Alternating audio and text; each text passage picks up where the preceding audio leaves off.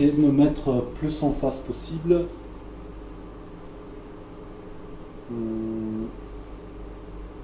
Explorer, ouais, je sais pas si ça change quelque chose. Enfin voilà. Franchement, c'est très acceptable, hein. Ouais, l'écran il est toujours. Ouais, quand je suis pile en face, je vois pas ce coin sombre. D'ailleurs, l'autre côté, pour vous, c'est sombre aussi. Mais j'ai retiré qu'une seule LED, j'en ai pas retiré deux. Donc ça peut pas être des deux côtés, quoi. Donc c'est un effet optique. Quand je suis en face, on voit pas le sombre, de l'ombre, quoi. Voilà, 4K, ça a l'air de fonctionner, tout a l'air de fonctionner. Allez, j'arrête là. Bonjour, bonjour. Aujourd'hui, place à la pratique. Nous allons faire quelques soudures. On me l'avait demandé pour voir un peu différentes techniques. Et en tout cas, la soudure, c'est comme le forgeron. C'est à force de souder qu'on va acquérir de l'expérience, la technique. Il faut essayer. Un conseil, dès que vous avez un petit moment, entraînez-vous. Prenez une vieille carte, entraînez-vous sur différents composants et voilà. Il n'y a que ça, il n'y a que la pratique qui fait que voilà, on peut voir toutes les techniques imaginables, ça vaut rien à côté de la pratique. Il faut vraiment essayer et pratiquer. Déjà, si j'ai un conseil à vous donner, ce serait dessouder au maximum avec dessouder et ressouder au maximum avec un fer à souder. Utilisez l'air chaud en dernier recours. Pourquoi? Parce que forcément, quand on chauffe suffisamment pour pouvoir dessouder la puce, on stresse la carte. Il y a beaucoup de choses qui chauffent autour. Déjà, non seulement, il ne faut surtout pas, par exemple, admettons, je suis en train de chauffer ce composant-là. Pendant ce temps-là, il ne faut surtout pas toucher aux composants autour. Bon, là, il n'y en a pas beaucoup.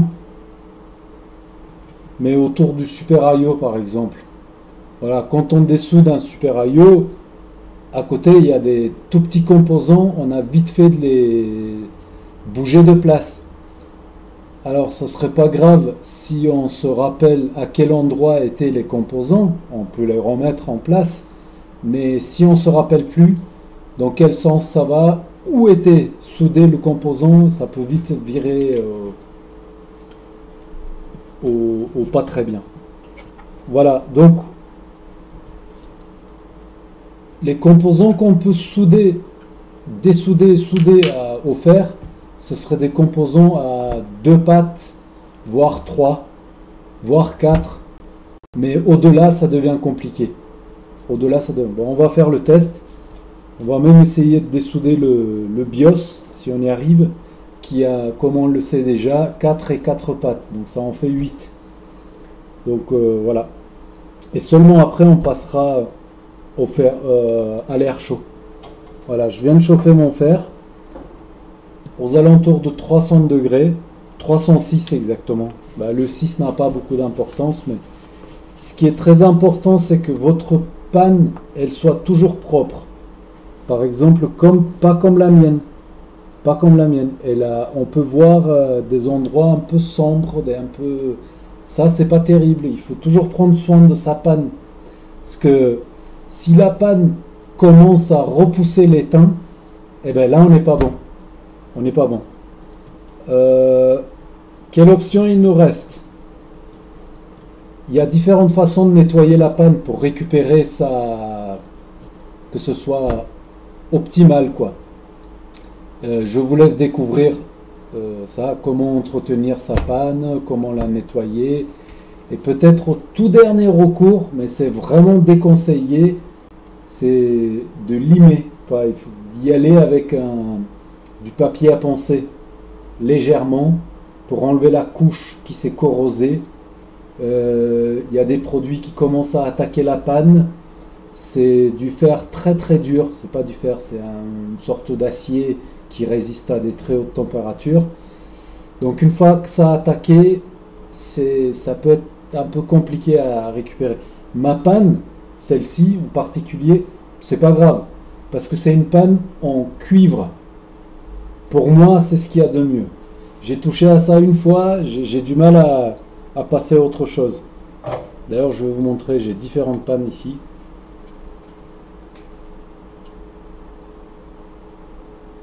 Voilà, j'ai pas beaucoup de lumière. Voilà, ça c'est une panne livrée avec mon fer à souder qui est un Veller WSD 81. Mais là par exemple, c'est une panne en cuivre et c'est ce que j'ai actuellement.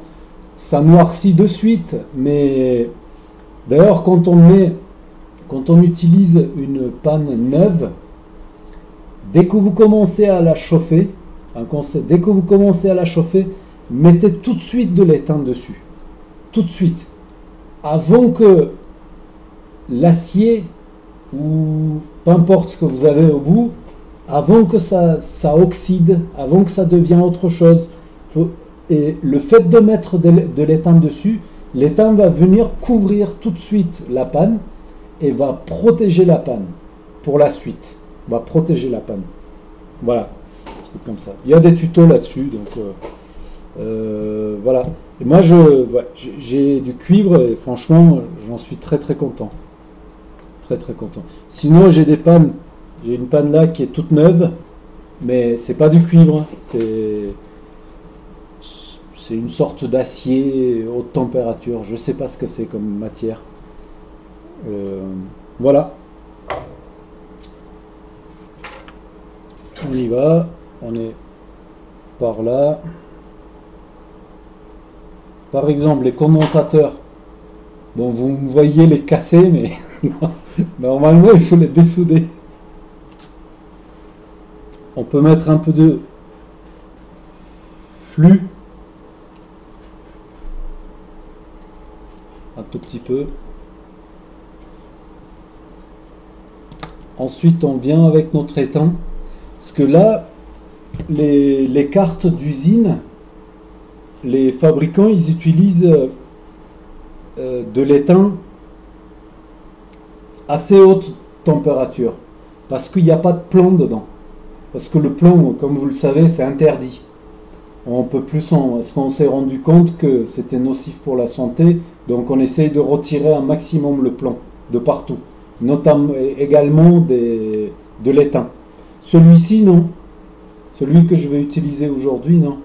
Super Solder Wire, the best size. 60%, il y a marqué DIA. Je ne sais pas ce que ça veut dire. Normalement, il ne devrait pas y avoir...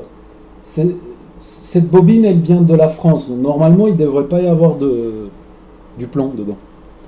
Enfin, bref. Après, il existe également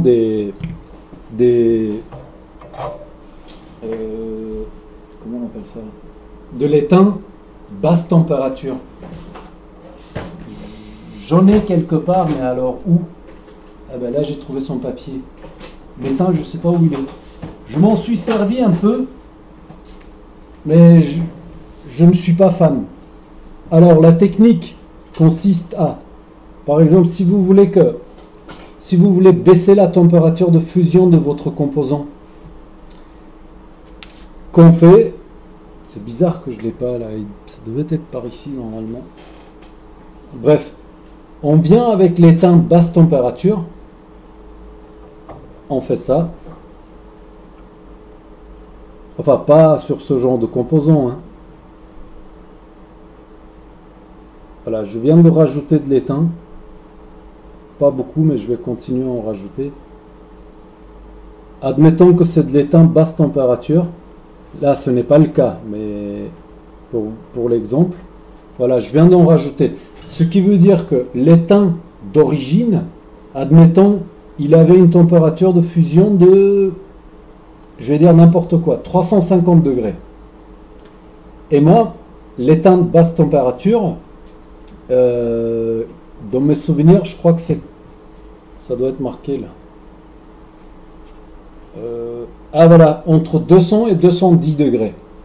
Voilà, entre 200 et 210. Ce qui veut dire, en mélangeant cet étain-là, qui est basse température, l'ensemble, plus ou moins, j'ai baissé la température de fusion à, on va dire, peut-être 280 degrés, 290 degrés.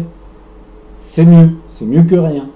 Du coup, je peux y aller, je peux dessouder mon composant plus facilement. Il y en a qui le font, d'autres non. Moi, j'ai essayé.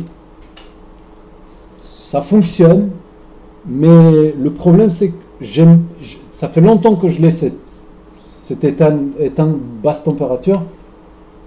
Je n'aime pas comment il réagit. Enfin, c'est pas le sujet. Chacun fait comme il veut. Voilà, je viens de rajouter de l'étain. Ensuite, je vais venir avec des puzzles, je sais pas ce que, des pinces. Je vais venir pour pousser. Là, je touche les deux bords. Je fais fondre l'étain des deux côtés et en même temps je pousse un peu. Ah ben là, tu vas voir que ça va pas marcher. Alors, je vais rajouter un peu plus d'étain. Voilà. Normalement, pour bien faire, j'aurais dû faire comme ça. Pour bien mélanger mon étain. Voilà. Ensuite, on vient ici.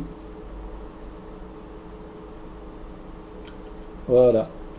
Et voilà ce que ça donne. Je viens de... Non. Voilà, je viens de dessouder mon composant sans le casser, sans le découper avec les pinces coupantes, comme j'ai pour habitude de faire. Ensuite, la technique c'est, on vient avec de la tresse à dessouder, on vient récupérer, déjà je vais mélanger de la nouvelle étain. Enfin, je sais pas si c'est masculin ou féminin étain. Voilà, ça consiste à enlever l'ancien étain. Ça consiste à l'enlever. Donc là, je viens de faire ça. Je vais venir racler l'ancien étain. C'est de changer l'étain en fait. Voilà, jusque là, rien de compliqué.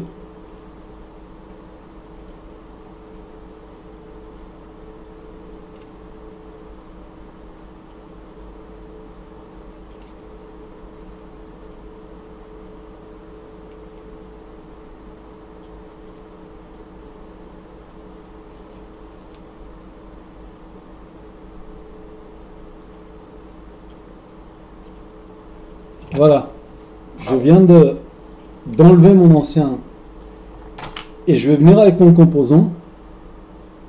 D'abord le position. On peut nettoyer avant parce que là, le flux que vous voyez, le flux que vous voyez actuellement, il a déjà brûlé. Il est encore efficace, mais pas à 100% parce qu'il a déjà brûlé, il a déjà servi.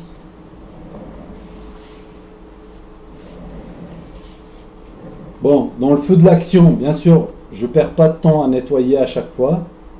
Enfin, feu de l'action. Parce que j'ai pas le temps, parce que... Voilà.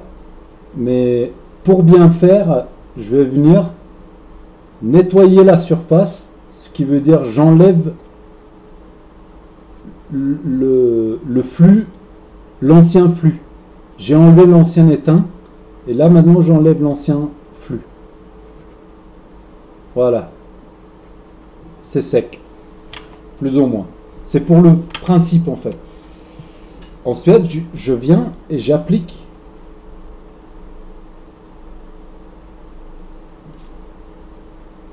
de la nouvelle flux, truc quoi. Ensuite, je vais venir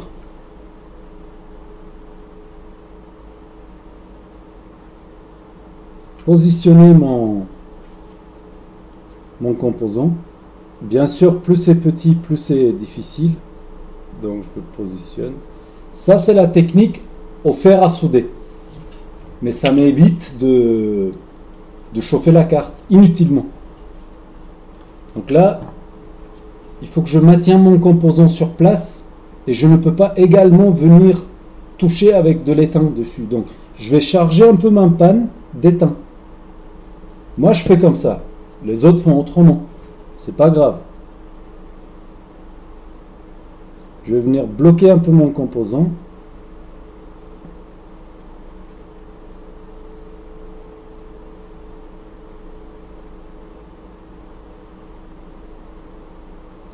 Non. Ah si, il a pris un peu, ouais. Après, on va le redresser, il n'y a pas de souci.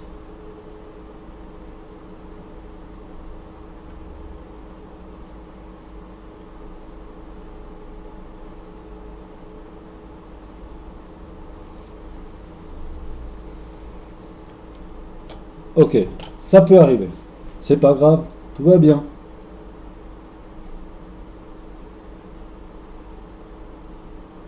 Ça aussi, ça peut arriver. Ce n'est pas grave. Hop, j'ai enlevé le pont.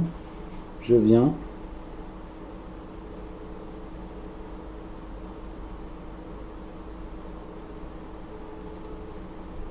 En fait, je vais venir essayer de le souder des...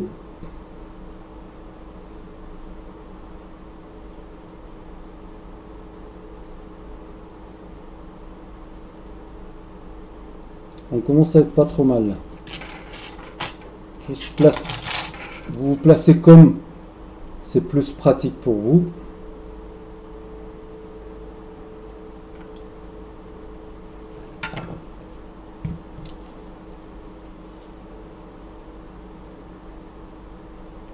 Et là, c'est l'étain qui fait l'histoire. C'est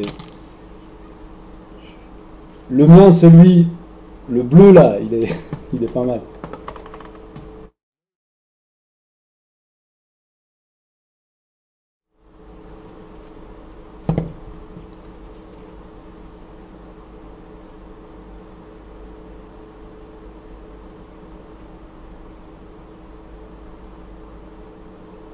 Chauffer un peu plus parce que également on doit être capable de chauffer la carte dessous, c'est-à-dire le circuit, pour que l'étain puisse que la soudure soit bien.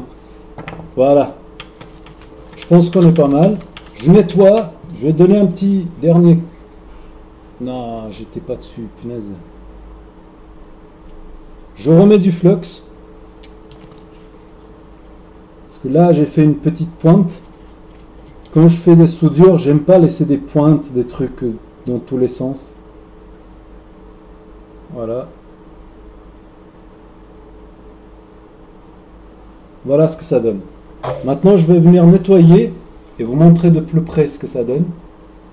Ça n'a pas pris beaucoup de temps. C'est sûr, avec l'air chaud c'est plus rapide. Je l'aurais déjà dessoudé, ressoudé.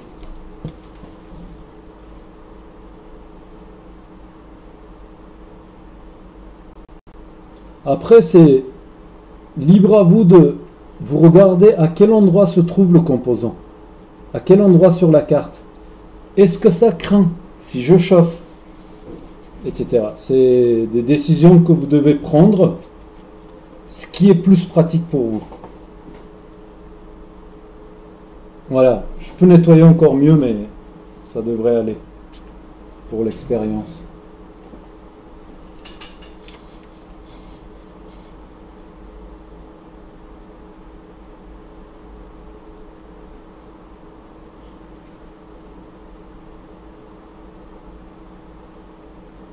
Voilà, le composant il est bien en place. Tout va bien. Surtout, j'ai pas chauffé la carte à l'air chaud. Je l'ai pas fait monter à 400 degrés ou je sais pas combien. Ensuite, on va venir dessouder une bobine. Ça va être un peu chaud parce qu'il y a un condensateur qui me gêne. C'est sûr, vous allez tomber sur des cas où c'est pas facile d'accès, hein. C'est sûr. Mais justement, c'est de l'entraînement. C'est l'entraînement qui va faire que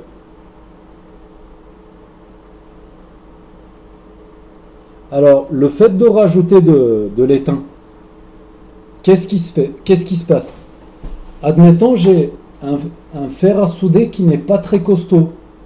Un 40 watts ou 30 watts, ou je sais pas, pas costaud. Du coup, la chaleur emmagasinée au niveau de la panne n'est pas... Enfin, si, on a nos 300 degrés, mais avec une petite panne, dès qu'on va toucher quelque part, pour commencer à dessouder, la chaleur va tout de suite partir à la carte. La carte va absorber cette chaleur, tout de suite. Du coup, qu'est-ce qui va se passer? Votre panne refroidit, parce que la chaleur a été absorbée par la carte. Et vous allez rester collé. Il y a le fer qui reste collé sur la carte. Oh, qu'est-ce qui se passe? Et voilà. Le fait de rajouter de l'étain à votre panne, vous augmentez cet effet de... En anglais, c'est buffer. Tampon. Cet effet de tampon. Voilà. Votre panne devient en quelque sorte plus grosse. Du coup, c'est toujours 300 degrés, mais sa capacité, elle a été augmentée. Donc son volume a été augmenté parce qu'on vient de lui rajouter de l'étain. Du coup, c'est plus facile pour chauffer la... vous avez compris ce que je voulais dire. Hop. Un peu de flux.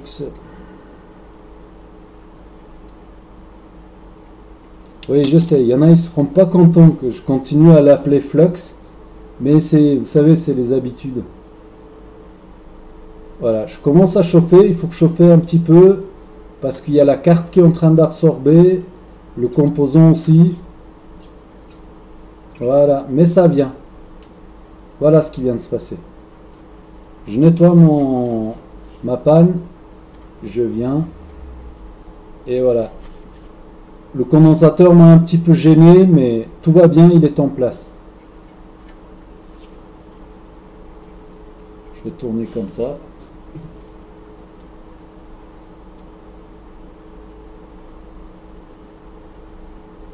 Voilà, je viens de dessouder la bobine d'un côté. Voilà, sinon elle ne bougerait pas. Voilà, je viens de dessouder. Ça peut être utile si vous voulez couper l'alimentation, puisqu'on sait que la bobine, c'est la sortie. On va déjà vers le composant qui est alimenté, le processeur, n'importe quoi derrière. Et ça, c'est un moyen de couper l'alimentation pour pouvoir faire votre vérification, voir si votre court-circuit se trouve avant le MOSFET ou après le MOSFET. Par exemple, ça c'est l'alimentation du processeur. Tiens, et ben en faisant ça, vous pouvez venir avec un peu de voltage, injecter ici. Ça c'est le circuit qui va direct vers le processeur. S'il n'y a pas de court-circuit, c'est qu'il est hors de cause. Ça veut dire que votre court-circuit vient d'avant. Ou alors, vous branchez la carte en ayant dessoudé la bobine d'un côté. Si vous avez le voltage nécessaire, 0,9 volts par exemple, ça veut dire que, et avant vous ne l'aviez pas, ça veut dire que c'est votre processeur, étant donné qu'il est en court-circuit, ben, il empêchait que votre alim donne le voltage qu'elle devrait donner. Voilà, un truc comme ça. Voilà. Ça c'est fait. Ça risque de faire une longue vidéo quand même. Après, on a parlé du BIOS. Mais c'est sûr que c'est des choses, on ne peut pas les faire en 2-2, hop hop. Il y a les explications qui vont avec. C'est sûr, si j'avais fait une vidéo en noir et blanc à la Charlie Chaplin, ça irait plus vite. Je trouve pas le BIOS. Ah, il est là. Oh, là, ça va être chaud pour le dessouder au fer. Pourquoi? Parce qu'il y a le connecteur de SATA qui me gêne. Mais on va essayer, c'est pas grave. On va essayer de dessouder que d'un côté, les 4 pattes d'un côté. Et une fois qu'on a dessoudé les 4 d'un côté, c'est très facile de dessouder les autres, puisqu'on attrape la puce, vous allez voir.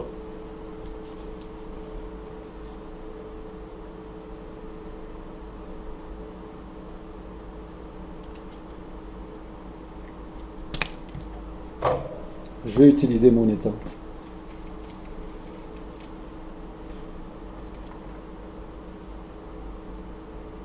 Mais par exemple, récemment, je me suis rendu compte que quand je fais beaucoup de soudure avec mon étain, le bleu là, celui que j'utilise,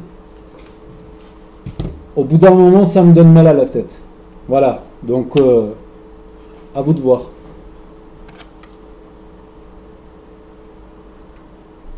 On va essayer une nouvelle technique. Ouais, j'ai jamais fait comme ça. Normalement, j'attrape la puce comme ça, je la tire vers le haut.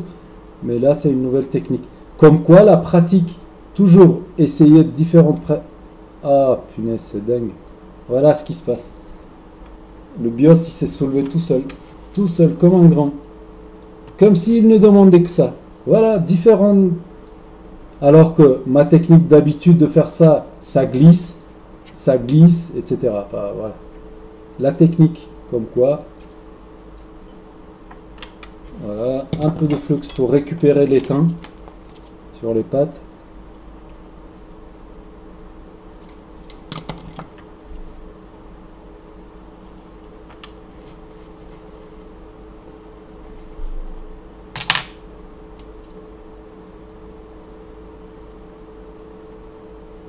Voilà, d'un côté on est bon.